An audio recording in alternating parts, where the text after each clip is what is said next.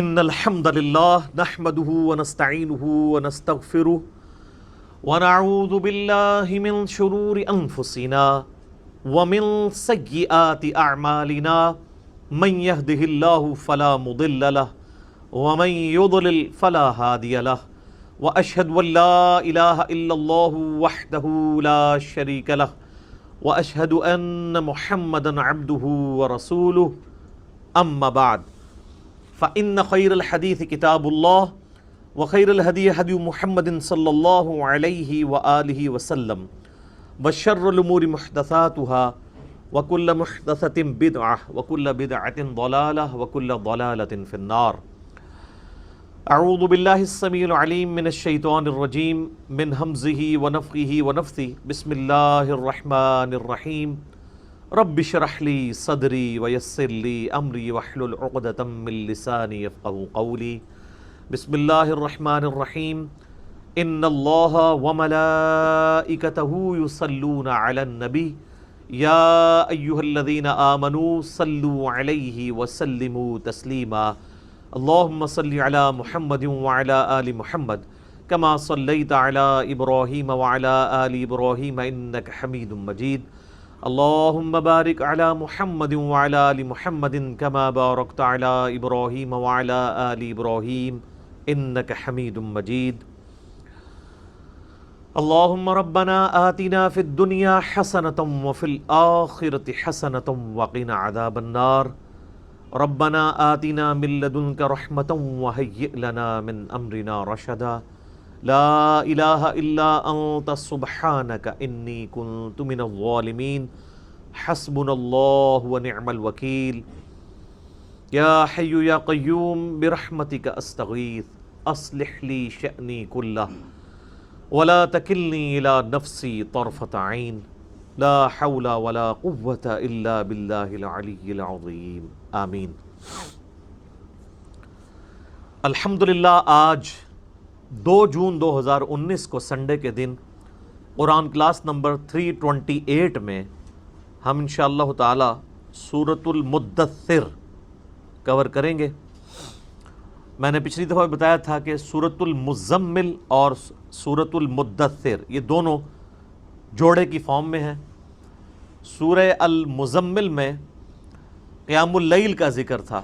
نبی علیہ السلام کو یہ حکم دیا گیا کہ قرآن کے ذریعے آپ اور آپ کے جو اصحاب ہیں علیہم رضوان وصلی اللہ علیہ وآلہ وسلم وہ قیام اللیل کیا کریں.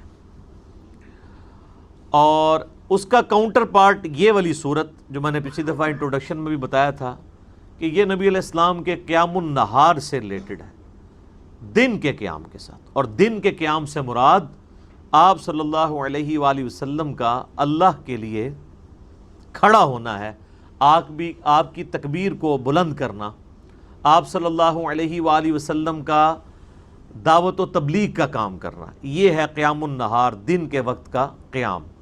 اور یقیناً یہ قیام جو ہے وہ رات کے قیام سے بہت مشکل ہے. قیام اللیل کے اوپر کوئی بھی بندہ دوسرے کو تنگ نہیں کرتا، لیکن قیام النہار ایسا ہے کہ جب آپ اللہ کے لیے گواہ بن کر کھڑے ہوتے ہیں، امر بالمعروف و نہی عن المنکر کرتے ہیں، تو بڑے بڑے آپ کے قریبی لوگ بھی آپ کی مخالفت کے لیے آمادہ ہو جاتے ہیں.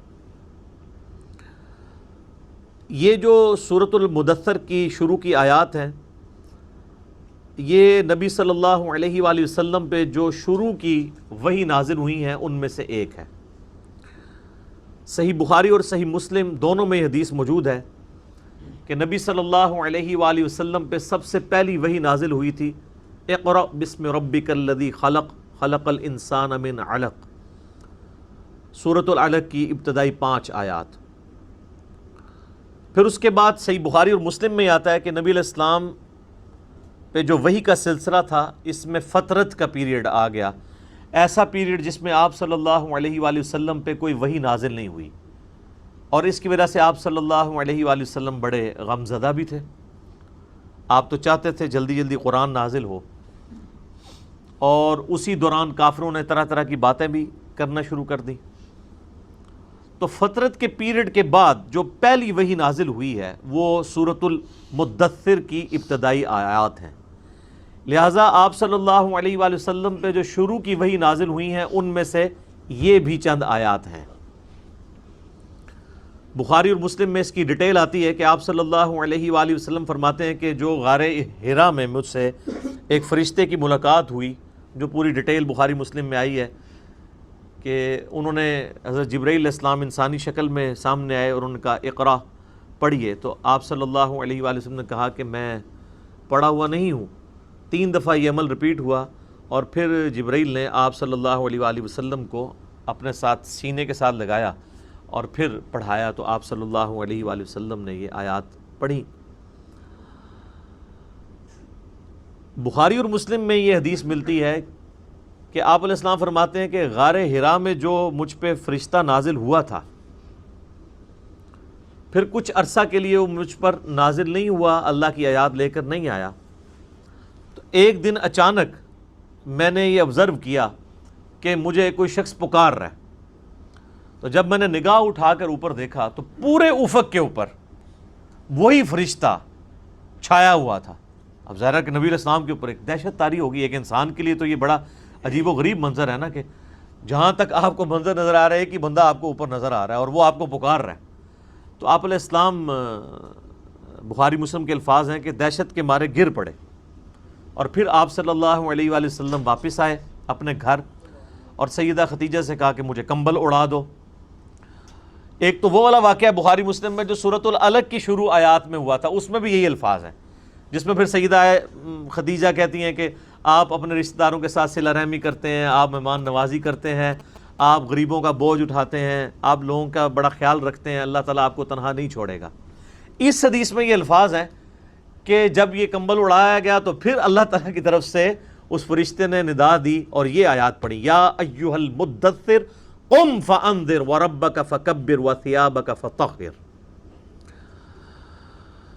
بسم اللہ الرحمن الرحیم۔ یا ایھا المدثر، اے چادر میں، اے کمبل میں لپٹنے والے، قم فانذر، اٹھ کھڑے ہو جائیے اور ڈر سنائیے۔ انذار تمام نبیوں کی دعوت کا مرکزی پوائنٹ ہوتا ہے۔ تبشیر بھی ہے لیکن وہ دوسرے نمبر پہ ہے، اس کے لیے جو دعوت قبول کر لے۔ جو مرکزی ٹاپک ہوتا ہے وہ انذار ہوتا ہے۔ انذار کہتے ہیں ڈر سنانا، کہ تم خود سے پیدا نہیں ہوئے، تمہیں اللہ تبارک و تعالیٰ نے پیدا فرمایا ہے، اور اس اللہ نے مرنے کے بعد تم سے تمہارے اعمال کا حساب لینا ہے۔ تم جواب دہ ہو اپنے رب کو، قیامت کے دن اللہ کے حضور تمہاری پیشی ہے۔ اس کے لیے جو ٹرم بولی جاتی ہے شریعت میں، اس کو کہتے ہیں انذار۔ ذال ہے انذار، ڈر سنانا۔ قرآن حکیم یعنی انذار کا لفظ تو قرآن کا پورا تانا بانا ہی اس کے گرد گزرتا ہے۔ وَأُوحِيَ إِلَيَّ هَذَا الْقُرْآنُ لِأُنذِرَكُمْ بِهِ وَمَنْ بَلَغَ، سورۃ الانعام آیت نمبر 19۔ اے نبی علیہ السلام فرما دیجئے کہ قرآن مجھے اس لیے وحی کیا گیا، اس قرآن کے ذریعے میں تمہیں بھی ڈر سناؤں اور جس تک یہ دعوت پہنچے۔ تو یہاں پہ بھی ڈر سنانے کے لیے کہا جا رہا ہے کہ آپ دعوت و تبلیغ کا کام یعنی قیام النہار والا کام اعلانیہ شروع کر دیجئے۔ وَرَبَّكَ فَكَبِّرْ، اور اپنے رب کی بڑائی بیان کیجئے، یعنی بڑائی ایسی کہ جیسا حق ہے۔ ایک بڑائی تو اپنی زبان سے بیان کرنا ہے نا، وہ تو آپ دیکھ لیں ہماری اسلام کی جو عبادات سینٹرڈ اراؤنڈ جس کلمے کے ہیں نا، وہ اللہ اکبر ہے۔ آپ جانور بھی ذبح کرتے ہیں تو کیا پڑھتے ہیں؟ بسم اللہ واللہ اکبر۔ صحیح مسلم میں یہ تکبیرات موجود ہیں۔ پھر آپ عید کی جو تکبیرات ہیں جو صحابہ کرام سے نقل ہوئی ہیں، تابعین سے، المصنف ابن ابی شیبہ میں، اللہ اکبر لا الہ الا اللہ واللہ اکبر وللہ الحمد۔ پھر یہ بھی آئی ہیں اللہ اکبر کبیرہ والحمد للہ کثیرہ وسبحان اللہ بکرۃ واصیلہ۔ پھر سر جو آپ 5 وقت نماز پڑھتے ہیں، 17 فرض رکھتے پڑھتے ہیں، ہر رکعت میں جو انتقال ہے ایک رکن سے دوسرے رکن میں، وہ تکبیر کے ساتھ ہے، سوائے رکوع سے اٹھتے وقت سمیع اللہ لمن حمدہ، باقی سب تکبیرات ہیں۔ 4 رکعت کی نماز کے اندر 22 تکبیرات آتی ہیں، 6 تکبیریں پہلی رکعت میں، 6 ہی تیسری میں، اور 5 تکبیرات دوسری رکعت میں اور 5 ہی چوتھی میں، یعنی ایون رکعتیں جو ہیں ان میں اللہ اکبر آتا ہے 5 دفعہ، اور جو آڈ رکھتے ہیں، طاق رکھتے ہیں، ان میں اللہ اکبر آتا ہے 6 دفعہ۔ 22 تکبیرات، تو آپ ذرا یہ دیکھ لیں، پھر باقی نمازوں کی ساری پھر سنتیں ملائیں تو سب اللہ اکبر ہی ہے۔ تو یہ تو کلمات ہیں کہ آپ نے اللہ کی بڑائی بیان کرنی ہے، بڑائی اللہ کے لیے ہے۔ ویسے ہم لفظی ترجمہ کر دیتے ہیں اللہ اکبر، اللہ سب سے بڑا ہے، یہ سمجھانے کے لیے ہوتا ہے۔ اصل اس کی جو اپروپریٹ ٹرانسلیشن اردو میں بنے گی وہ یہ ہے کہ تمام بڑائیاں، تمام بزرگیاں اللہ کے لیے ہیں۔ عموماً ہم جب اردو میں بڑائی کا لفظ بولتے ہیں نا کہ کوئی بڑا ہے، تو اس سے پھر ہمیں وہ ذرا سائز ذہن میں آنا شروع ہو جاتا ہے۔ اللہ تعالیٰ کے لیے تو اس طرح کی تمثیل نہیں ہے نا، لیس کمثلہ شیء وہو السمیع البصیر، اللہ کی مثل کوئی شے نہیں ہے، وہ سننے والا ہے، دیکھنے والا ہے۔ بڑائیاں، تمام طرح کی خوبیاں، بڑائیاں، بڑے سے بڑے آنر کا جو لفظ ہے، کوئی صفت ہے، وہ اللہ کے لیے خاص ہے۔ اسی کے تحت ہم یہ سمجھتے ہیں کہ اللہ تعالیٰ کو اگر کوئی شخص خدا کہہ کر یا گاڈ کہہ کر پکار لے تو یہ جائز ہے، کیونکہ کیپٹل جی سے جو گاڈ لکھا جاتا ہے انگلش میں، یہ اسی خدا کے لیے لکھا جاتا ہے جس کو سب مانتے ہیں۔ فارسی میں خدا کا لفظ اللہ کے لیے بولا جاتا ہے، لہٰذا یہ جو اہل حدیث نے ایک فتنہ کھڑا کیا ہوا ہے اسماء و صفات کا، اور وہ یہ کہتے ہیں یہ خدا کا لفظ بولنا یا گاڈ کا لفظ بولنا یا اللہ کے لیے کوئی بھگوان کا لفظ بول لے تو یہ کوئی اسماء و صفات کا مسئلہ بن جائے گا، یہ کوئی شرکیہ مسئلہ ہو جائے گا، تو یہ ان کے یعنی ایک ذہن کی آپ سمجھ لیں کمزوری ہے۔ ایسا نہیں ہے۔ قرآن عربی میں نازل ہوا ہے، قرآن سے پہلے جتنی کتابیں الہامی ہیں وہ تو دوسری زبانوں میں نازل ہوئی ہیں۔ وَإِن مِّنْ أُمَّةٍ إِلَّا خَلَا فِيهَا نَذِيرٌ، اللہ تعالیٰ فرماتا ہے کوئی ایسی امت نہیں گزری جس میں ہم نے کوئی نہ کوئی ڈر سنانے والا نہ بھیجا ہو۔ تو ایک تکبیر تو ہے کہ آپ نے الفاظ بولنے ہیں، اور ایک تکبیر جو مشکل تکبیر ہے وہ دعوت و تبلیغ کا کام ہے کہ اللہ کی بڑائی بیان کرو جس طرح کے بیان کرنے کا حق ہے۔ دنیا پہ اللہ کی بڑائی قائم کر کے دکھائی ہے اللہ کے محبوب صلی اللہ علیہ وآلہ وسلم نے، یعنی وہ هو الذی ارسل رسولہ بالہدی ودین الحق لیظہرہ علی الدین کلہ ولو کرہ الکافرون ولو کرہ المشرکون۔ وہی اللہ ہے جس نے الہدی یعنی قرآن اور دین حق کے ساتھ اپنے پیغمبر کو مبعوث کیا تاکہ اسے تمام ادیان پر غالب کرتے، خواہ کافر اس کا برا مانے۔ مسند احمد میں حدیث ہے، نبی علیہ السلام فرمایا قیامت اس وقت تک قائم نہیں ہوگی جب تک کہ دنیا کے ہر گھر میں میرا پیغام نہ پہنچ جائے اور لوگ چاہتے ہوئے یا نہ چاہتے ہوئے اس دعوت کو قبول کر لیں۔ اچھا، یہ بات صحابہ کرام کو تو شاید سمجھ نہ آئی ہو کہ یہ کیسے پاسبل ہے کہ دنیا کے ہر گھر میں اتنا بڑا ڈیٹا کون رکھ سکتا ہے، لیکن سر آج یوٹیوب حفظہ اللہ، گوگل دامت برکاتوں عالیہ، اسلام کے بارے میں کوئی سٹڈی کرنا چاہے تو اس تک نہیں بات پہنچ سکتی، پہنچ کی ہوئی ہے۔ ایک واقعہ ہوتا ہے پوری دنیا کے اندر وہ واقعہ پہنچ جاتا ہے۔ تو یہ ایک میڈیا کی برکت سے یہ ساری چیزیں ہو رہی ہیں، اور پھر جب یہ یعنی ایک مزید آگے معاملہ بڑھے گا تو پھر تو دعوت الحمدللہ گھر گھر تک پہنچے گی۔ تو اس رب کی بڑائی بیان کرو، ایک تو بولنے کے اعتبار سے، باقی پریکٹیکلی بھی اس کے لیے آپ اللہ تعالیٰ کے گواہ بن کر کھڑے ہو جائیں اور انسانیت کے اوپر حجت تمام کریں۔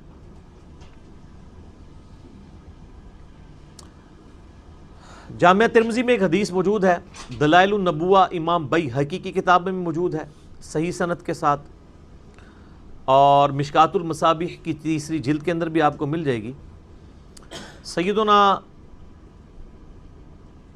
جابر بن عبداللہ رضی اللہ تعالیٰ عنہ پوچھتے ہیں نبی علیہ السلام سے، اے اللہ کے محبوب صلی اللہ علیہ وآلہ وسلم، آپ پر نبوت کب واجب ہوئی، آپ کب نبی بنائے گئے؟ تو آپ صلی اللہ علیہ وآلہ وسلم نے فرمایا، میں اللہ کے ہاں اس وقت بھی خاتم النبیین لکھا ہوا تھا جب کہ آدم علیہ السلام ابھی روح اور جسم کے درمیان تھے۔ ایک روایت میں آتا ہے کہ آدم علیہ السلام ابھی مٹی اور پانی کے درمیان تھے، میں اللہ کے علم میں اس وقت بھی خاتم النبیین لکھا ہوا تھا۔ ظاہر ہے اللہ کے ڈیوائن نالج میں تو تھا۔ میں دعائے ابراہیم ہوں، میں عیسیٰ کی بشارت ہوں، میں اپنی ماں کا وہ خواب ہوں جو انہوں نے پیدائش کے وقت دیکھا جب میری پیدائش ہوئی، کہ ان کے لیے ایک ایسا نور ظاہر ہوا جس سے شام کے محلات بھی روشن ہو گئے ان پر۔ یعنی نبی علیہ السلام کی پیدائش کے وقت آپ علیہ السلام کی والدہ کو خواب کے ذریعے بشارت دی گئی کہ آپ سے جو بچہ پیدا ہونے والا ہے اس کی حکومت بالآخر رومن امپائر کے اوپر بھی حاوی ہو جائے گی۔ اور پھر لوگوں نے دیکھا۔ تو لیکن یہ جو ہم جس نبوت کے یعنی مبعوث ہونے کا ذکر کر رہے ہیں وہ نبی علیہ السلام کی مبارک زندگی کے 40ویں سال کے بعد کا معاملہ ہے۔ آپ علیہ السلام پیدائشی طور پر پیغمبر تھے لیکن مبعوث نہیں ہوئے تھے، اللہ کی طرف سے آپ کی بعثت نہیں ہوئی تھی، اللہ کی حفاظت میں ضرور تھے۔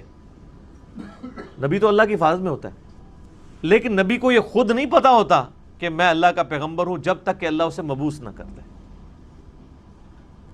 سورہ شورى میں واضح ہے ما کنت تدری ما الکتاب ولا الایمان، اے نبی قرآن کے نزول سے پہلے نہ تو آپ کتاب سے واقف تھے اور نہ ایمان کی تفصیلات کو جانتے تھے، بلکہ اللہ نے اس کتاب کو آپ کے لیے ہدایت کا ذریعہ بنایا۔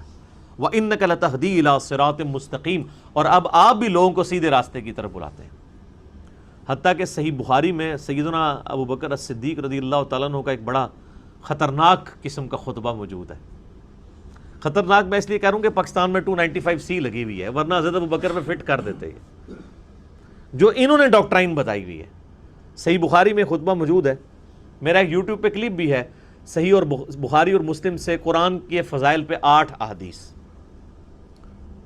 اس میں میں نے یہ حدیث بتائی تھی کہ سیدنا ابو بکر جب خلیفہ بنے رضی اللہ تعالیٰ عنہ علیہ السلام، تو انہوں نے جب پہلا خطبہ دیا تو اس میں ان کے الفاظ ہیں کہ اللہ تعالیٰ نے محمد صلی اللہ علیہ وآلہ وسلم کو اس کتاب کے ذریعے ہدایت دی۔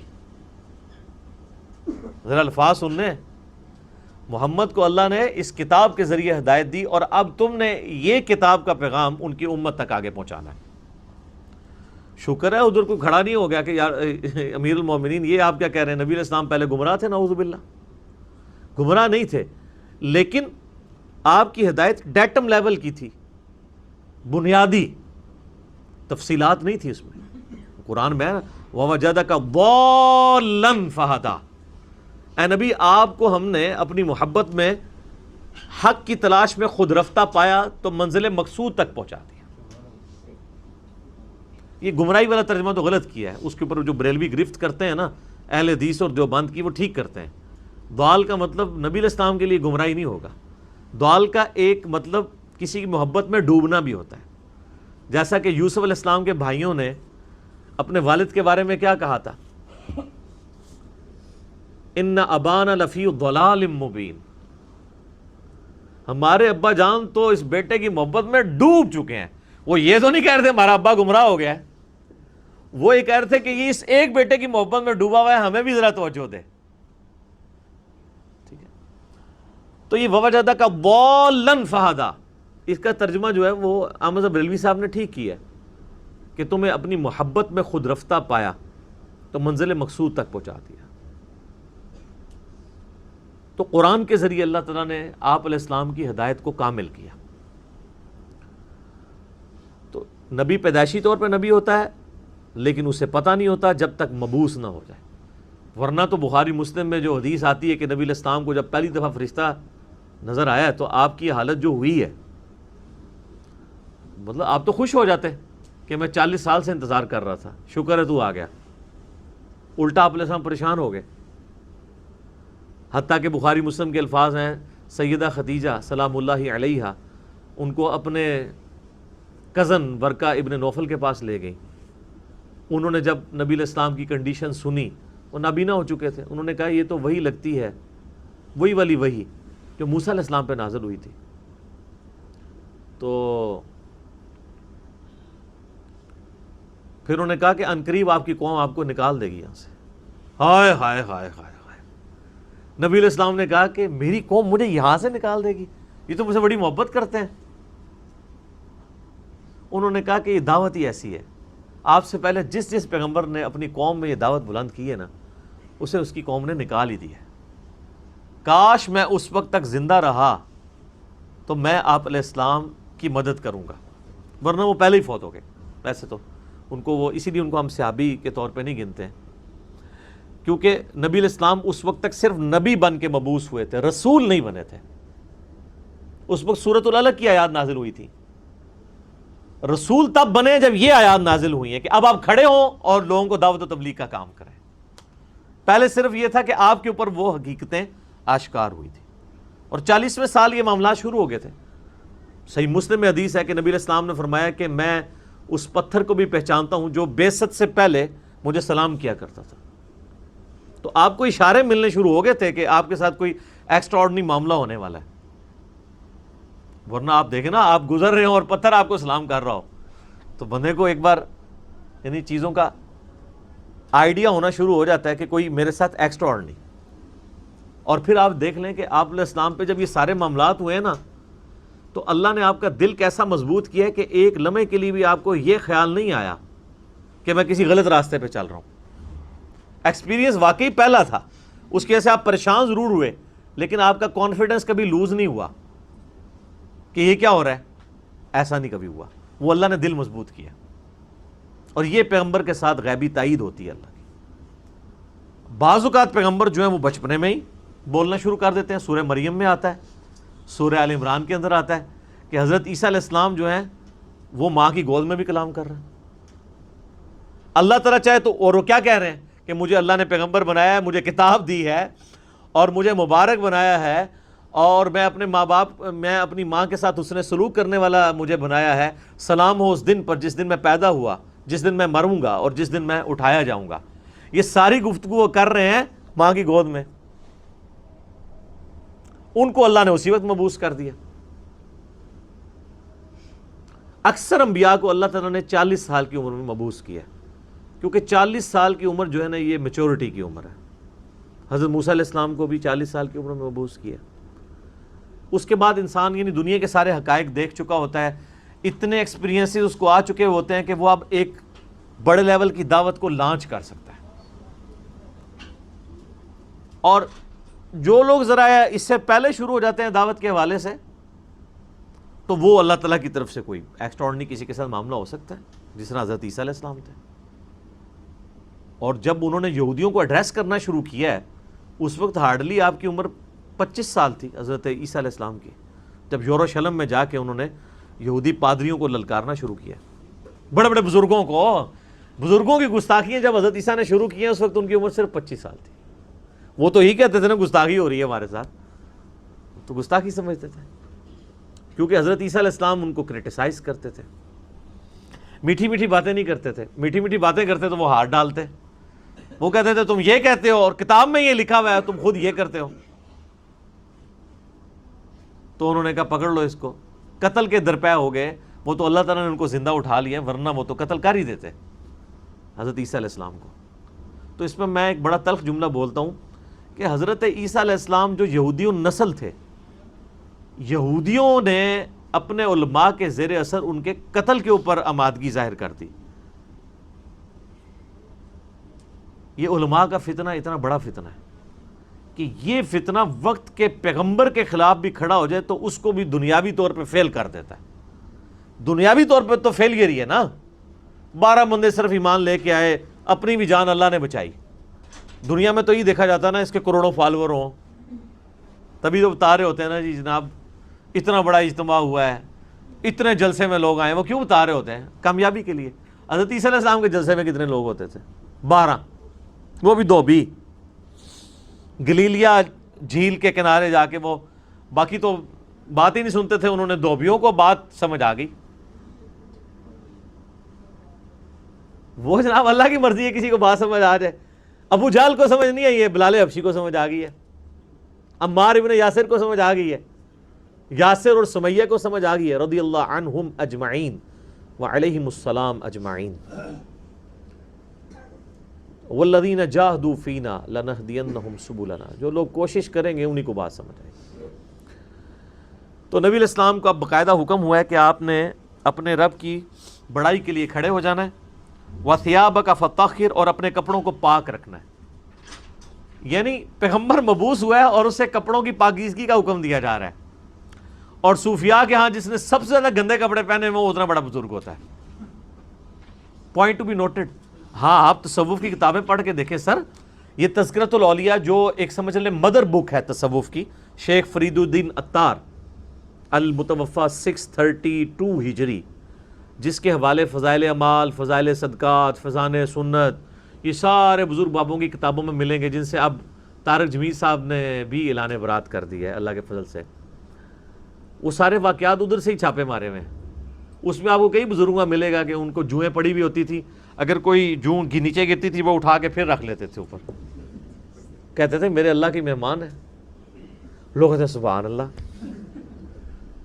ٹھیک ہے. اور بخاری مسلم میں موجود ہے ایک صحابی کے سر میں جوئیں پڑ گئی اور نبی علیہ السلام کے ساتھ انہوں نے احرام یعنی باندھا ہوا تھا. تو انہوں نے کہا یا رسول اللہ صلی اللہ علیہ وسلم مجھے یہ تو جوئیں پڑ گئی ہیں, جوئیں تنگ کر رہی ہیں, تو مجھے اجازت دیں میں بال منڈوا دوں. اب آپ جب تک احرام کی ساری پابندیوں سے آزاد نہیں ہوتے ہیں اس وقت تک تو بال نہیں منڈوا سکتے. پھر نبی علیہ السلام نے ان کو بال منڈوانے کی اجازت دے دی, اور اس کے اگینسٹ پھر انہوں نے جو ہے نا وہ ایک دم بھی دیا. تو بعد کے بزرگ جو ہیں وہ جوئیں اٹھا کے اوپر رکھتے ہیں, گندے مندے رہتے ہیں. اور بلکہ سب سے بڑا بزرگ وہ ہوتا ہے جو گندا بھی نہ رہے, کپڑے ہی سارے اتار دے, اس کو سب سے بڑا بزرگ مانا جاتا ہے. وہ کہتے ہیں مجذوب ہے یہ, یعنی اللہ تعالیٰ کی محبت میں غرق ہو چکا ہے. یعنی اس کا مطلب ہے کہ اللہ کی محبت میں غرق ہونے کا مطلب یہ ہے کہ بندے کے کپڑے پہلے چلے جاتے ہیں. تو اللہ تعالیٰ کی معرفت سب سے زیادہ مخلوقات میں سے کن کو ہوتی ہے؟ انبیاء کو. تو کہیں ملتا ہے کہ انبیاء کرام علیہ السلام پہ جب اللہ کی محبت کا غلبہ ہوتا تھا تو وہ کپڑے اتار دیتے تھے؟ کہیں ملتا ہے ایسی بات؟ تو یہ پھر اس لیے ہم کہتے ہیں کہ انبیاء کا جو دین ہے وہ اور ہے, بابوں کا دین اور ہے, اور کتابوں کا دین اور ہے. یہ بابوں کا دین ہے, اور کتابوں کا دین وہ ہے جو صحیح سند کے ساتھ صحابہ اکرام اہل بیت کے ذریعے اور بعد میں محدثین کے ذریعے دین ہم تک پہنچا ہے.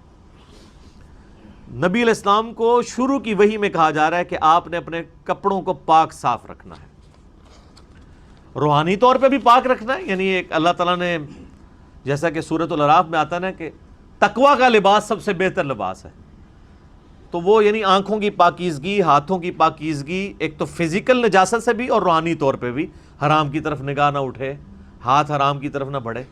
تو فزیکل نجاست بھی ختم کرنی ہے اور انٹلیکچوئل نجاست بھی ختم کرنی ہے.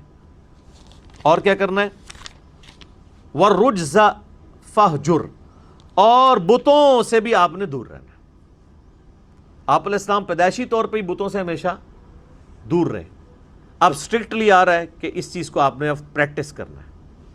وَلَا تَمْنُن تَسْتَكْثِرْ, اور کسی پر احسان نہ کیجئے زیادہ لینے کی نیت سے. یعنی کسی کے ساتھ اگر آپ نیکی کر رہے ہیں تو دماغ میں یہ نہ رکھیں کہ میں اس کے ساتھ نیکی کر رہا ہوں تو یہ بدلے میں میرے ساتھ کرے گا.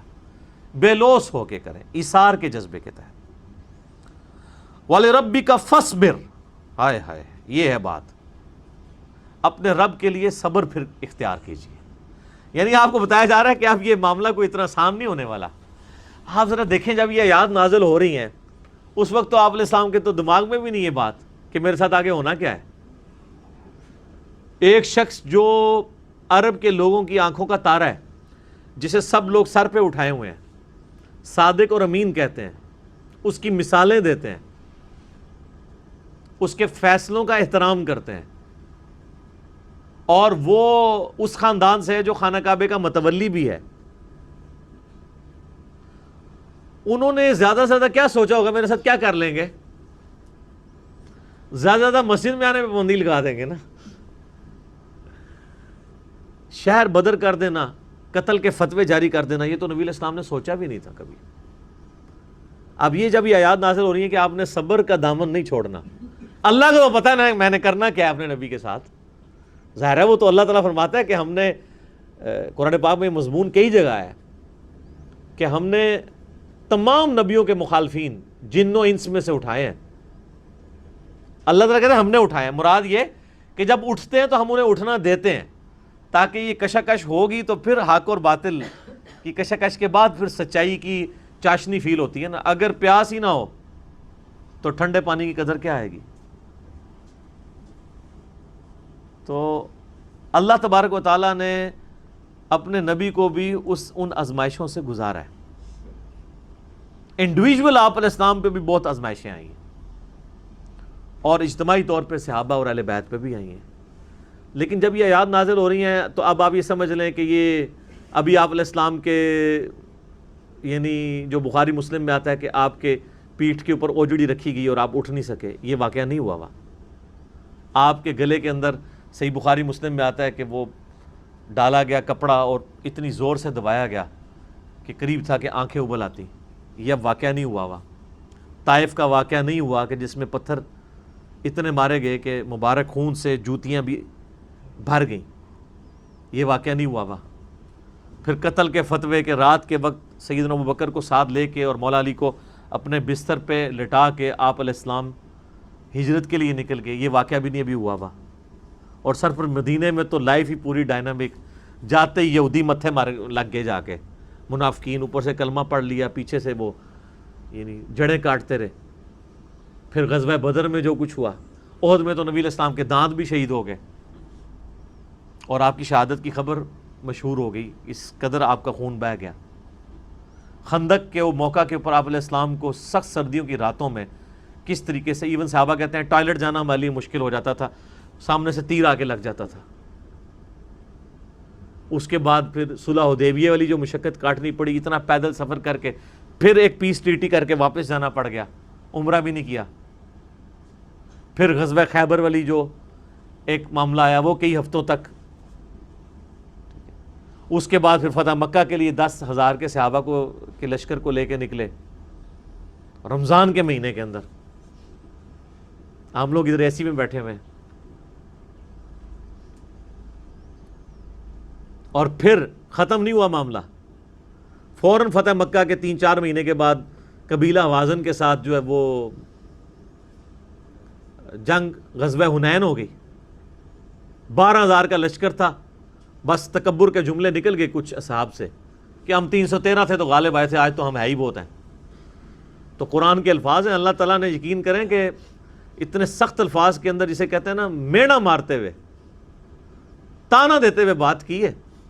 اللہ نے فرمایا تم نے یہ بات کی، تمہیں تو کہنا چاہیے تھا اللہ کی مدد سے فتح ہوئی تھی. تو دیکھ لو جب تم نے یہ جملہ بولا تو دیکھو تمہیں راستہ بھی نہیں پھر ملا بھاگنے کا. 80 بندے بخاری مسلم میں آتا ہے نبی علیہ السلام کے ساتھ رہ گئے، صرف 12,000 میں سے 80 بندے، باقی سب بھاگ گئے. وہ سامنے سے تیر ہی ایسے لگے ان کو. وہ تیر کے بڑے ایکسپرٹ تھے قبیلہ وازن کے لوگ. اور پھر پیرلل میں جناب وہ رومن امپائر نے نبی علیہ السلام کا سفیر قتل کر دیا. آپ نے غزوہ موتا کے لیے جو ہے وہ وہاں بھی مہم روانہ کر دی زید ابن حارثہ کی سرکردگی میں. اتنے معاذوں کے اوپر پیرلل میں. اور پھر اس کے بعد غزوہ موتا کے بعد پھر وہ غزوہ تبوک کے لیے آپ علیہ السلام خود، جسے وہ جیش العسرہ کہا جاتا ہے، تنگی والا جو مارکا. تو اور آخری وقت بھی آپ کیا فرما رہے ہیں، آخری جو آپ آگے خطبہ دے رہے ہیں بخاری مسلم میں، وہ لشکر اسامہ بھیج رہے ہیں. اتنی مشکل لائف شروع سے لے کے اینڈ تک. اور یہ تو باہر کی لائف ہے، جو اندر آپ کو تکلیفیں اٹھانی پڑ رہی ہیں. بیویاں کہہ رہی ہیں کہ جی اس طرح ہمارا گزارا نہیں ہوگا، پھر قرآن نازل ہو رہا ہے کہ نہیں اسی طرح گزارا کرو. تو کئی معاذوں کے اوپر. اب یہ سارے معاذ اگر آپ کے ذہن میں ہونا تو پھر آپ یہ آیت پڑھیں والی ربی کا فصبر، اے نبی علیہ السلام آپ نے اللہ کے لیے صبر کرنا ہے. ابھی تو بڑے بڑے مراحل آنے ہیں. فَإِذَا نُقِرَ فِي النَّاقُورِ، اور پھر جب سور پھونکا جائے گا. فَذَلِكَ يَوْمَئِذٍ يَوْمٌ عَسِيرٌ، تو وہ دن بڑا سخت ہوگا. عَلَى الْكَافِرِينَ غَيْرُ يَسِيرٌ، کافروں پر آسان نہیں ہوگا. ذَرْنِي وَمَنْ خَلَقْتُ وَحِيدًا. یہ بڑی رکت انگیز آیات آ رہی ہیں اگلی ولید ابن مغیرہ کے بارے میں. سیدنا خالد ابن ولید رضی اللہ تعالیٰ عنہ کے جو والد تھے نا، وہ بہت انٹلیکچوئل آدمی تھے، عرب کے ذہین ترین لوگوں میں شمار ہوتے تھے، امیر ترین لوگوں میں ولید ابن مغیرہ.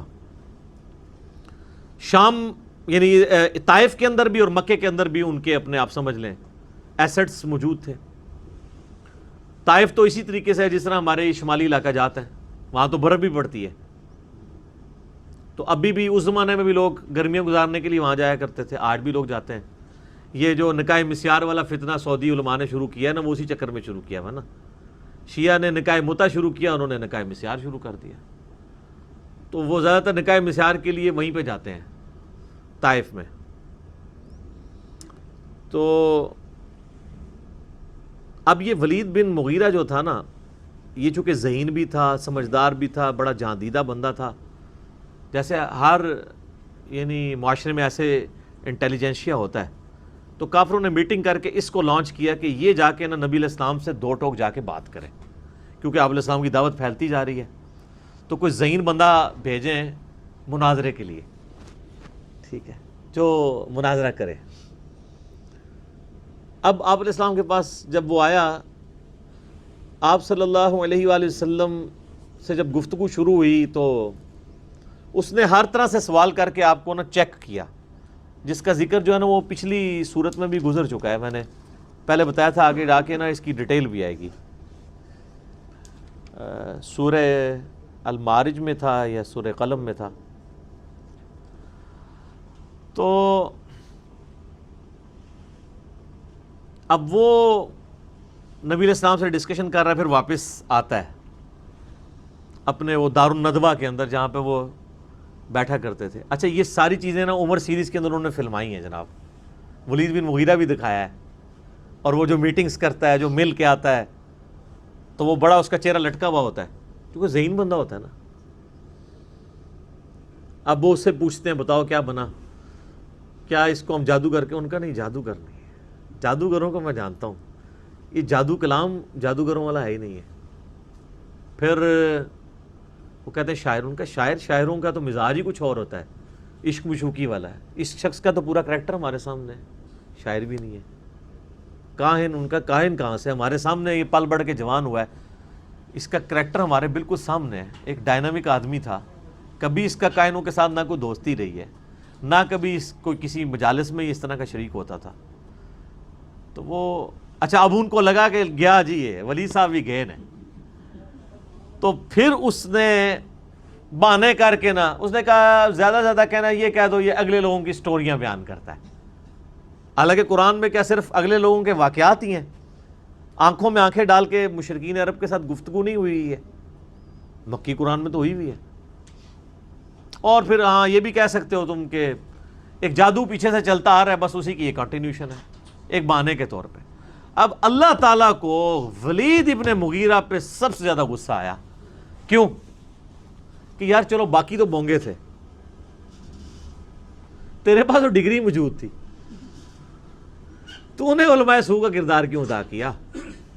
چلو جاہل آدمی تو جاہل ہوتا ہے, جب پڑھا لکھا بندہ اس طرح کی حرکت کرے تو اس پہ پھر غصہ زیادہ آتا ہے.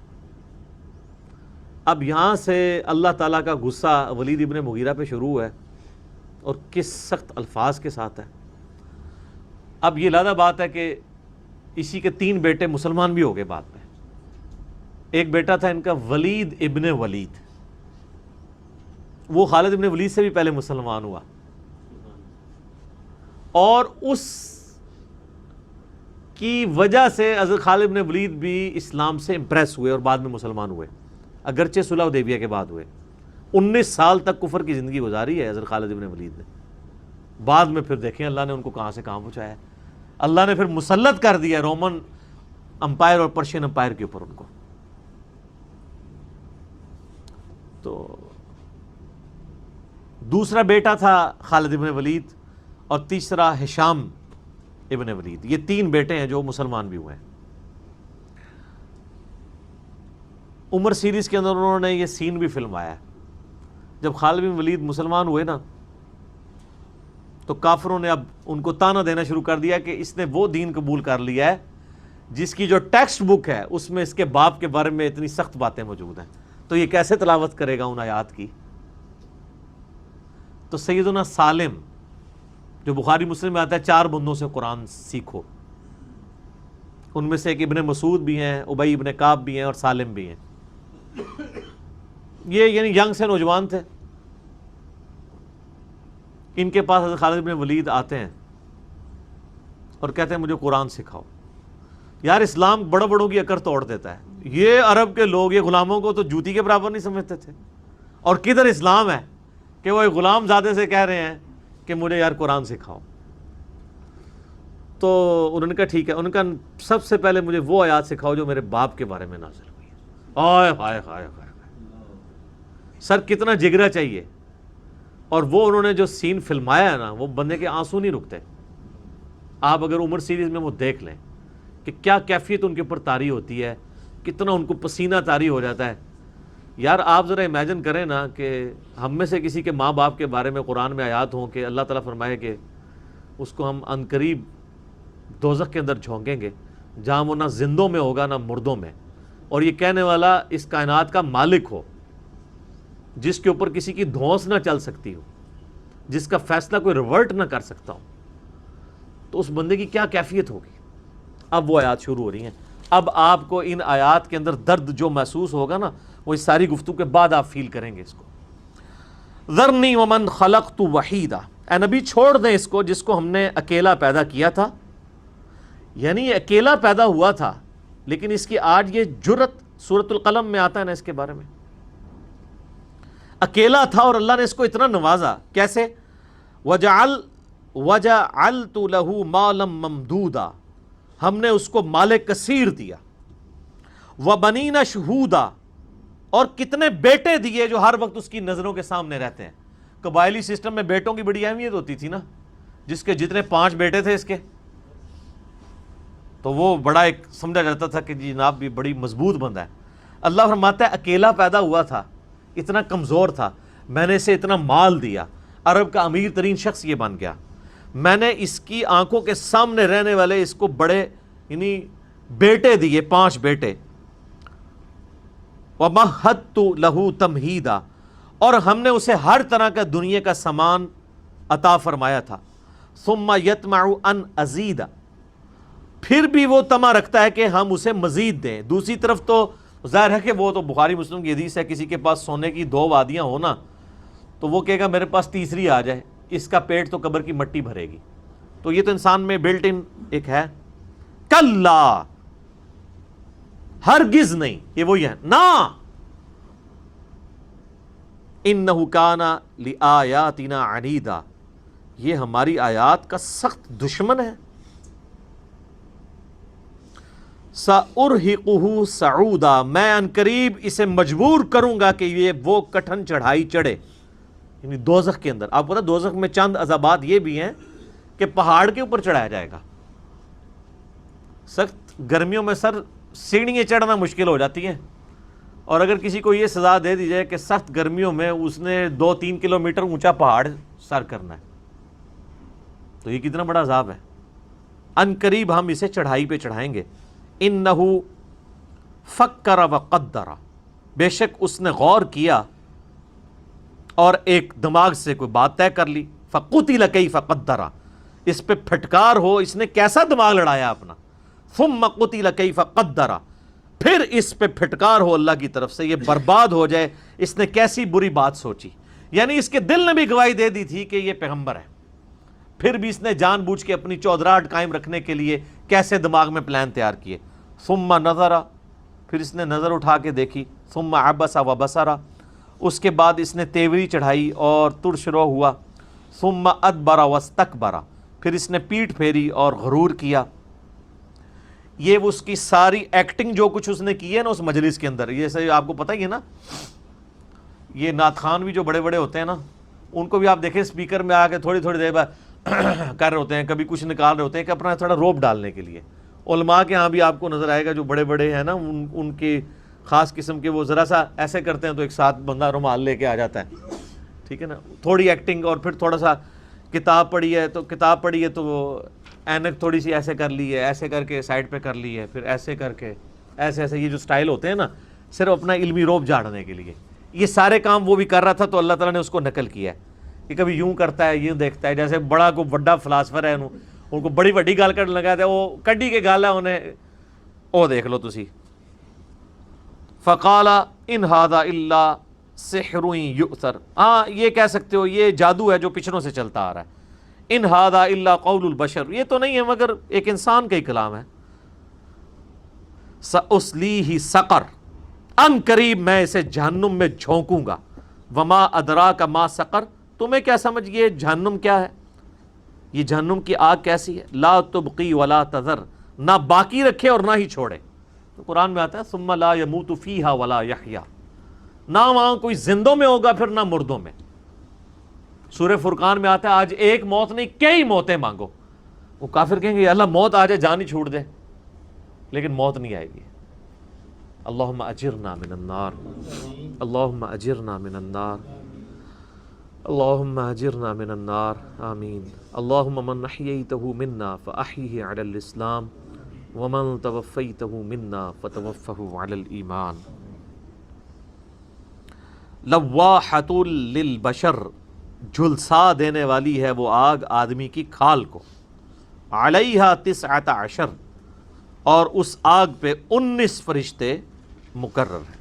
وما جعلنا اصحاب النار الا ملائکہ، ہم نے جو بندے مقرر کیے ہیں یعنی 19 بندے دوزخ کے اوپر، وہ نہیں ہیں مگر فرشتے۔ اس کے کانٹیکسٹ میں احادیث میں آتا ہے کہ وہ اب جو بڑے بڑے قسم کے آپ کو پتہ ہے گنڈے ہوتے ہیں ہر معاشرے کے اندر، جب یہ آیات نازل ہوئی نا کہ 19 فرشتے ہیں، تو ایک بندے نے کہا 10 میں ہی سام لاں گا، ٹھیک ہے نا۔ پہلے تو الفاظ کیا ہوئے علیہا 19، 19 ہیں جو دوزخ کی نگرانی کر رہے ہیں، ٹھیک ہے، جیسے پہرے دار ہوتے ہیں۔ یہاں پہ فرشتوں کا ذکر نہیں تھا۔ ظاہر ہے کہ اگر ایک بندہ جو ہے وہ پلوان قسم کا بندہ، اس زمانے میں کوئی گولی بندوق بھی نہیں ہوتی تھی، اور وہ آپ کو پتا ہے عرب میں تو بڑے بڑے لوگ تھے۔ ابن عبد الود جو تھا، جو غزوہ خندق میں مولا علی کے سامنے آیا تھا، اس کے بارے میں مشہور تھا وہ 100 بندوں سے اکیلا لڑ لیتا تھا، اور جب اس نے آگے للکارا تو کوئی شخص بھی اس سے لڑنے کے لیے تیار نہیں ہوا۔ 3 دفعہ للکارا، تینوں دفعہ حضرت علی کھڑے ہوئے ہیں، اور نبی علیہ السلام سمجھا رہے ہیں علی بیٹھ جاؤ، پتہ نہیں کون ہے، ان کے یا رسول اللہ آپ بس اجازت دیں، تو ایک بار میں اس کا کام تمام کیا ہے، ٹھیک ہے۔ تو یہ کافر سمجھے کہ جی وہ کوئی کہہ رہا ہے جی 10 کو تو میں سنبھال لوں گا، دوسرا کہتا ہے جی 3 4 میں سنبھال لوں گا، 19 نا۔ پھر اللہ نے کیا فرمایا وما جعلنا اصحاب النار الا ملائکہ، یہ جو دوزخ کے اوپر 19 لگائے ہیں نا، کوئی بندے نہیں گئے، یہ تو آٹھے کو D S P S P یا جیلر نہیں ہے نا، یہ فرشتے نے، ٹھیک ہے۔ وما جعلنا عدتہم الا فتنۃ للذین کفروا، اور جو اس کی تعداد ہے نا فرشتوں کی 19، یہ کافروں کے لیے فتنہ بن گئی۔ فتنہ سے مراد آزمائش، کہ وہ 19 سن کے تو مگر پہ گئے، انہوں نے کہا 19 تو خیر ہے، ایک بندے نے کہا 5 میں سنبھال لوں گا، دوسرے نے کہا 8 9 میں سنبھال لوں گا، تکی جائے گی 19 ہے تو کیا ہے۔ تو اللہ فرماتا ہے یہ آزمائش بن گئی 19 کا عدد، ان کو یہ پتہ ہی نہیں ہے کہ فرشتہ تو فرشتہ ایک کیا فرشتہ نہ بھی ہو، وہ تو اللہ تعالیٰ کی طرف سے عذاب مسلط ہے، وہ کوئی ٹل سکتا ہے؟ یار سخت گرمیوں کے اندر بھی اگر کسی کو ملیریا ہو جائے، 2-3 رضائیاں بھی اڑا دیں، اس کی ٹھنڈ نہیں ختم ہوتی، حالانکہ باہر گرمی ہوتی ہے۔ اللہ تعالیٰ بغیر کچھ کیے بھی کسی کے جسم پہ بھی ایسی حالت طاری کر سکتا ہے کہ اس سے گرمیوں میں جون جولائی میں بھی ٹھنڈ لگنی شروع ہو جائے۔ اللہ تعالیٰ کے لیے کوئی فزیکلی عذاب دینا ضروری نہیں ہے، انٹلیکچوئل عذاب بھی دے سکتا ہے۔ سر آپ کے دماغ کا اگر ذرا سا بیلنس بھی ڈسٹرب ہو جائے، آپ اپنا پیشاب بھی نہیں روک سکتے۔ انسان کی تو کسی وقت بھی وہ آپ کہیں گے کہیں سے بھی کوئی معاملہ ڈسٹرب ہو جائے ہارمونز، تو بیڑا غرق ہو جاتا ہے۔ تو وہ اللہ تعالیٰ ماتا ہے ہم نے 19 کے عدد کو ان کے لیے فتنہ بنا دیا، اور یہ فتنہ ایسا بنا کہ آج تک جاری ہے۔ یہ بات ویسے حقیقت ہے کہ قرآن پاک میں 19 کا عدد جو ہے نا یہ بڑا اہم ہے۔ آپ یوٹیوب کے پر جا کے لکھیں نا میریکلز آف 19 ان قرآن، بسم اللہ کے حروف بھی 19 ہیں، با سین میم الف، اس طرح گنے نا یہ 19 بنتے ہیں۔ اس کے علاوہ اتنی میتھمیٹیکل کیلکولیشنز ہیں جو 19 کے گرد گھومتی ہیں، بلکہ ایک وہ مصر میں ایک شخص بھی تھا خلیفہ نام کا، جس نے دعوی نبوت بھی کیا تھا، وہ بھی قرآن پاک کے 19 کے عدد کے اوپر ہی اس کی کافی ساری ویڈیوز بنی ہوئی ہیں، اور اس میں سے وہ اپنا آپ بھی نکالنے کی کوشش کرتا ہے۔ وہ فتنہ آج تک 19 کا عدد جو ہے نا وہ فتنہ بنا ہوا ہے۔ اس زمانے میں تو خیر ایک ڈیفرنٹ تھا۔ تو اللہ تعالیٰ لیستیقن الذین اوتوا الکتاب، یہ ہم نے 19 کا عدد اس لیے بیان کیا تاکہ جو کتاب دیے گئے ہیں یعنی اہل کتاب ان کو یہ یقین آ جائے، کیونکہ ان کے ہی جو بھی کتابوں میں یہ چلتا آ رہا تھا کہ دوزخ پہ 19 فرشتے ہیں، تو اس سے ان کو بھی ایک میسج مل جائے کہ یہ اللہ کی طرف سے ڈیوائن کلام ہے۔ وَيَزْدَادَ الَّذِينَ آمَنُوا ایمانا، اور ایمان بڑھ جائے، اہل ایمان کا ایمان بڑھ جائے، اللہ تعالیٰ کی طرف سے یہ غیبی خبر۔ وَلَا يَرْتَابَ الَّذِينَ أُوتُوا الْكِتَابَ وَالْمُؤْمِنُونَ، اور نہ شک میں مبتلا ہوں اہل کتاب اور مومن۔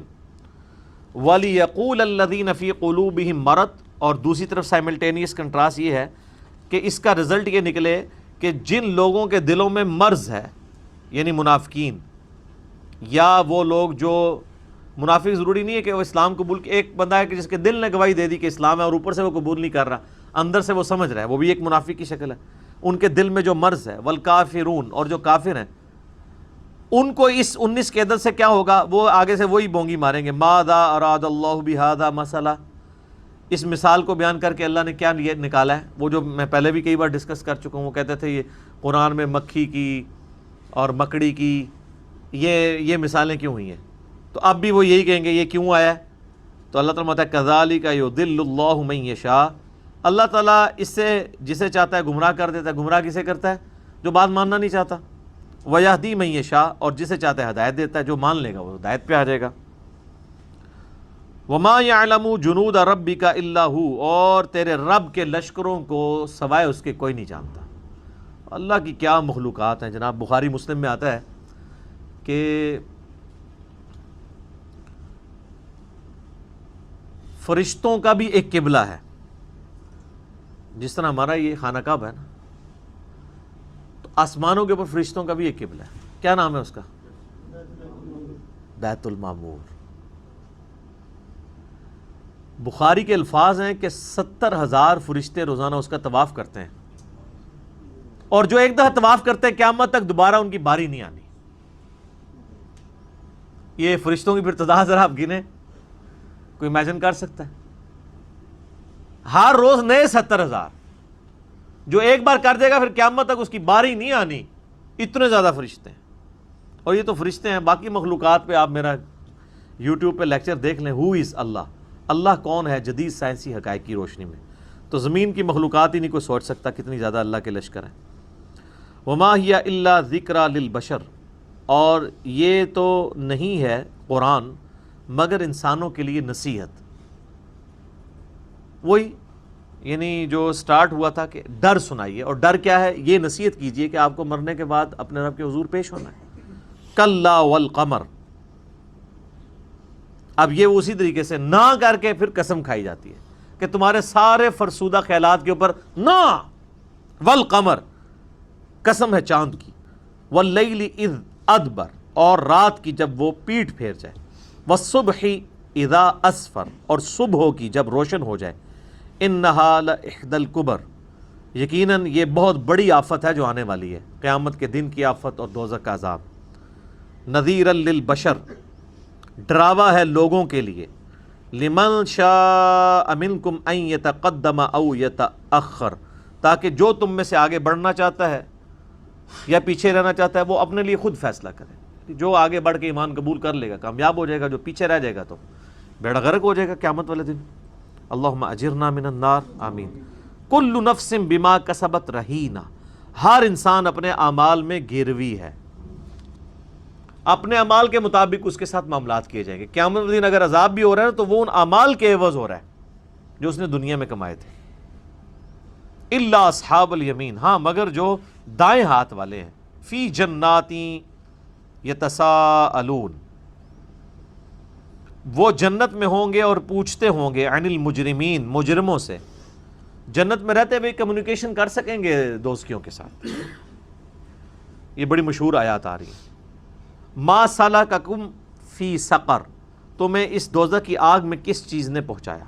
قالوا لم نک من المصلین، وہ کہیں گے ہم دنیا میں نماز نہیں پڑھتے تھے۔ یہ سخت ترین آیات ہیں نماز کے حوالے سے۔ میری یوٹیوب کے اوپر ایک ویڈیو بھی ہے، باغیوں کو نمازی بنانے والی ویڈیو، اس میں نے کچھ آیات اور احادیث بھی کور کی ہیں۔ صحیح مسلم میں حدیث ہے 246 انٹرنیشنل نمبر کے مطابق کتاب الایمان چیپٹر میں کہ بندے کے کفر اور ایمان کے درمیان فرق نماز ہے۔ جامعہ ترمذی اور ابو داؤد میں حدیث ہے جس نے جان بوجھ کے نماز چھوڑی گویا اس نے کفر کیا۔ جامعہ ترمذی میں شفیق تابی رحمہ اللہ کا قول ہے کہ صحابہ کرام نماز چھوڑنے کے گناہ کے علاوہ کسی اور چیز کو کفر شمار نہیں کرتے تھے۔ یعنی یہ پاکستان کے شناختی کارڈ پہ بے نمازی بھی مسلمان ہے۔ صحابہ کرام اگر شناختی کارڈ بنا رہے ہوں تو وہ ان کا معاملہ ڈیفرنٹ ہوگا۔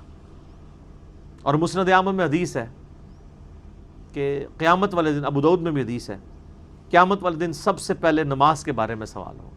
جس کی نماز صحیح نکل آئی اس کے اگلے معاملات بھی آسان ہوتے جائیں گے، اور جو نماز میں پھنس گیا اس کی اگلی منازل مشکل در مشکل ہوتی جائیں گی، اور اس کا حشر قارون، فرعون اور حامان کے ساتھ ہوگا والعیاذ باللہ تعالی۔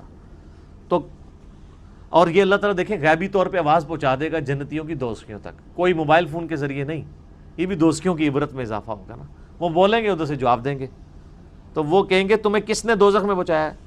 قالوا لم نک من المصلین، وہ کہیں گے ہم نماز نہیں دنیا میں پڑھتے تھے۔ اور آپ کا مسلمان یہ کہتا ہے یہ کافروں کے بارے میں آیات ہے۔ تو یہ نماز کافر نہیں پڑھتے تھے وہ تو دوزخ میں ہے، اور آپ ماشاءاللہ مسلمان ہو کے نماز نہیں پڑھ رہے ہیں، آپ کو اللہ تعالیٰ لگے بہت اچھا کام کیا ہے۔ اور جو مان کے نہیں مان رہا تو بڑا مجرم ہے۔ وَلَمْ نَكُ نُطْعِمُ الْمِسْكِينَ، اور ہم کھانا بھی نہیں مسکینوں کو کھلایا کرتے تھے۔ سر جیب ڈھیلی کیے بغیر اللہ کی قدر نہیں آ سکتی۔ قرآن میں تو ہے نا کہ اہل ایمان کی نشانی ہے کہ اپنی مال اور اپنی جان کے ذریعے اللہ کی راہ میں جہاد کرتے ہیں، چاہے وہ جہاد دعوت و تبلیغ کی شکل میں ہو یا وہ جہاد قتال کی شکل میں ہو، اپنی جان اور اپنا مال۔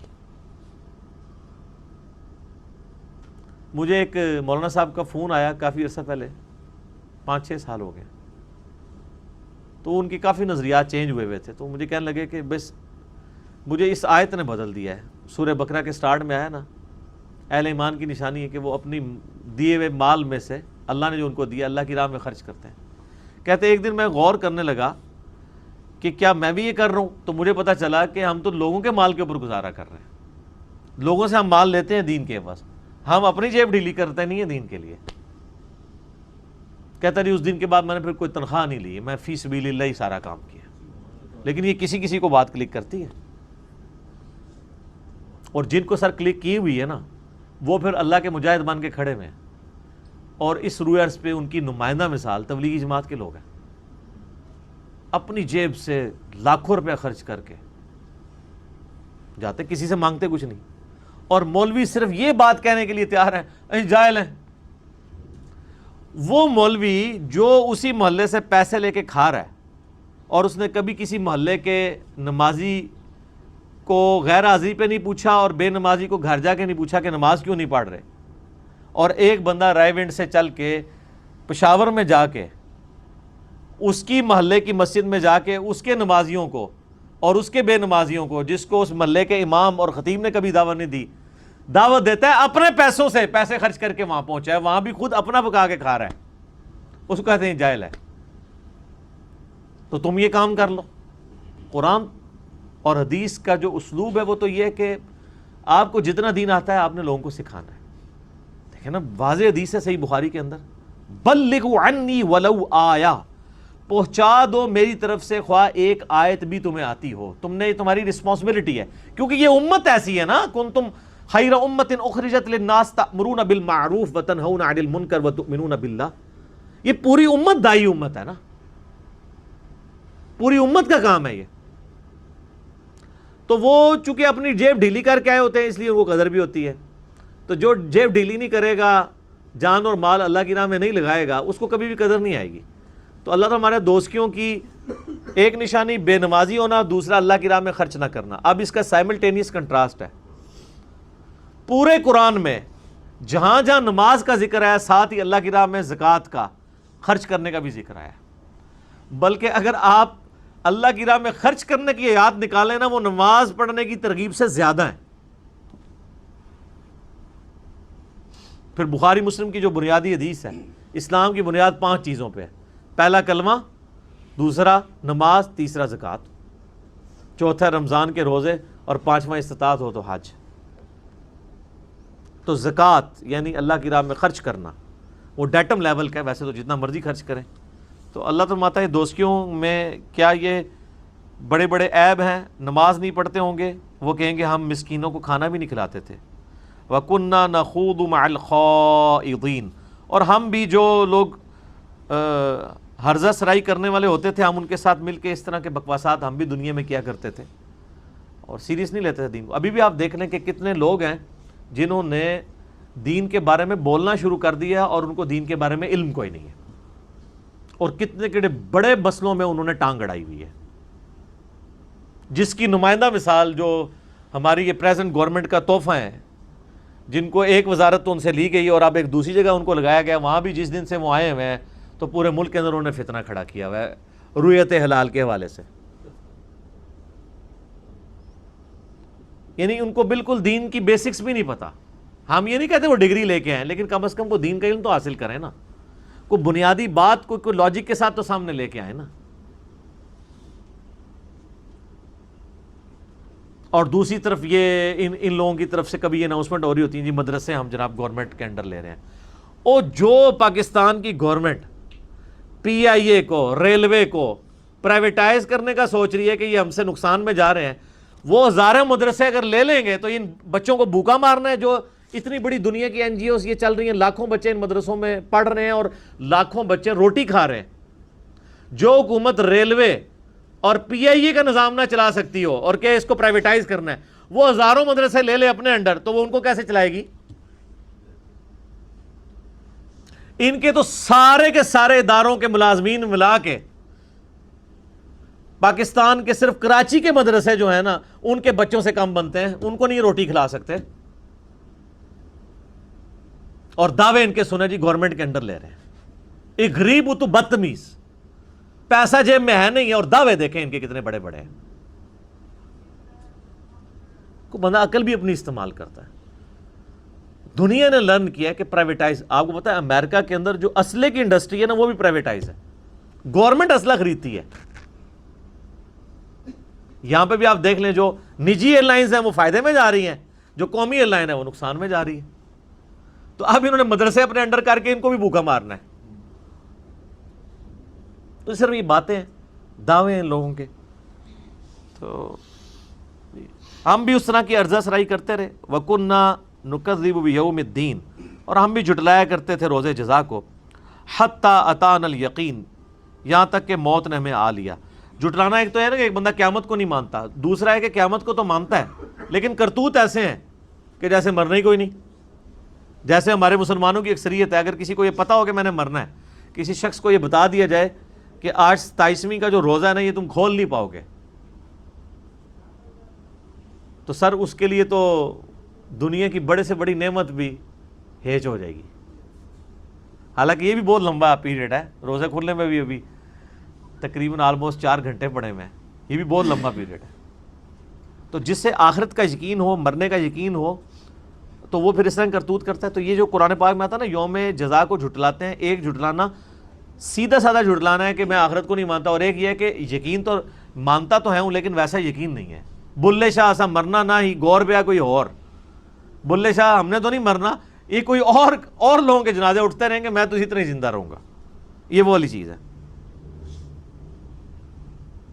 یہاں تک کہ ہمیں موت نے آ لیا۔ فما تنفعہم شفاعت الشافعین، ان کو کوئی فائدہ نہیں پہنچائے گی شفاعت کرنے والوں کی شفاعت۔ کوئی اللہ تعالیٰ کو دھون سے منوا ہی نہیں سکتا نا جی۔ اول تو شفاعت ہی کسی نے نہیں کرنی، اور اگر کسی کی بھی نجائز بھی ہوئی اگر شفاعت، تو وہ اللہ تعالیٰ نے اس کے بارے میں کوئی فیصلہ فرمانا ہے۔ جس طرح کے فرشتے، کئی احادیث اس پہ گواہ ہیں کہ لوگوں کی پہاڑوں جتنی نیکیاں لکھی ہوئی ہوں گی، فرشتے تو ظاہر ہے وہ گواہی دے رہے ہوں گے کہ یہ نیک ہے، اللہ فرمائے گا ریاکاری کے لیے کی ہے، 0 سے ملٹیپلائی، ختم۔ جو صحیح مسلم کی حدیث میں نے کئی دفعہ بیان کی ہے، ایک سخی بھی، شہید بھی اور قاری بھی دوزخ میں ڈال دیے جائیں گے ریاکاری کی وجہ سے۔ فما لهم عن التذکرۃ معرضین، پس انہیں کیا ہوا ہے کہ وہ اس نصیحت سے روگرداں ہیں. کأنہم حمر مستنفرہ، وہ اس طریقے سے بھاگ رہے ہیں جیسے کہ جنگلی گدھے، یعنی یہ زیبرے بھاگتے ہیں. فرت من قسورہ، شیر کے ڈر سے. آپ نے نیشنل جغرافی پہ کبھی دیکھا ہے ایک شیر آتا ہے اور آگے ہزاروں زیبروں کی نا دوڑ لگ جاتی ہے. تو اللہ تعالیٰ فرما رہا ہے کہ یہ قرآن سے بھی اس طرح بھاگ رہے ہیں جیسے قرآن کی دعوت ایک شیر کی دعوت ہے اور آگے جو ہے وہ سارے یہ زیبرے جنگلی گدھے بھاگتے جا رہے ہیں. بل یرید کل امرئ منہم ان یؤتی صحفا منشرہ، بلکہ ان میں سے ہر شخص یہ چاہتا ہے کہ اسے کھلا صحیفہ دے دیا جائے. یعنی کافر یہ بھی ڈیمانڈ کرتے تھے کہ اللہ کو یہ یتیم ہی رہ گیا تھا کہ اسے پیغمبر بنانا تھا، ہمیں بنا دیتا، یا چلو ہمارے اوپر بھی کوئی کتاب نازل کرے. اللہ تعالیٰ مانتا ہے کہ یہ اللہ تعالیٰ نے تمہاری ریکوائرمنٹس پوری کرنی ہے، ہر ایک بندے کی خواہش ہے کہ اسے کھلے صحیفے دے دیے جائیں. کلا، نہ، بل لا یخافون الآخرہ، بلکہ اصل مرض یہ ہے کہ یہ آخرت سے بے خوف ہوئے ہیں. کلا انہ تذکرہ، نہ، بلکہ یہ تو قرآن ہے نصیحت. یہ نہ جو ہو رہی ہے نا، یہ ان کے فرسودہ نظریات کے اوپر نہ ہو رہی ہے. فمن شاء ذکرہ، تو جس کا دل چاہے وہ اپنے رب کی طرف راستہ اختیار کر لے، نصیحت یہ قبول کر لے، من چلے کا سودا ہے. وما یذکرون الا ان یشاء اللہ، اور وہ نصیحت قبول نہیں کریں گے بجز اس کے کہ اللہ چاہے. یعنی ظاہر ہے انہوں نے گمراہی کا راستہ اختیار کیا ہے، اس کی وجہ سے اللہ نے ان کو گمراہ کر دیا. اب چونکہ اللہ کی طرف سے مور لگ چکی ہے، اب اللہ تعالیٰ ہی کوئی اسپیشل فضل فرما دے الگ بات ہے. ہاں، جس کو مور نہیں لگی اس کے لیے تو راستہ کھلا ہے. توبہ کا دروازہ تو موت کے غرغرے تک ہے. جامعہ ترمذی میں حدیث ہے کہ جب تک نزع کا عالم کسی پہ طاری نہ ہو، موت کا غرغرہ شروع نہ ہو، اللہ تعالیٰ اس کی توبہ قبول کر لے گا. ہوا اہل التقوی و اہل المغفرہ، وہ اللہ ہی اس قابل ہے کہ اس سے ڈرا جائے اور وہی بخشش کے لائق ہے. یعنی اسی کے پاس یہ اختیار ہے کہ لوگوں کو بخش دے. اگلی دفعہ انشاءاللہ ہم سورۃ القیامہ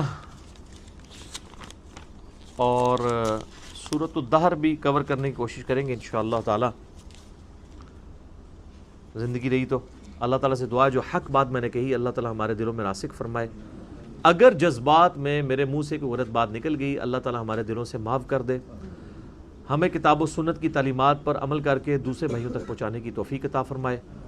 اللہم صلی علی محمد وعلی آل محمد کما صلیت علی ابراہیم وعلی آل ابراہیم انک حمید مجید. اللہم بارک علی محمد وعلی آل محمد کما بارکت علی ابراہیم وعلی آل ابراہیم انک حمید مجید. سبحانک اللہم وبحمدک، اشہد ان لا الہ الا انت، استغفرک واتوب الیک، وما علینا الا البلاغ المبین.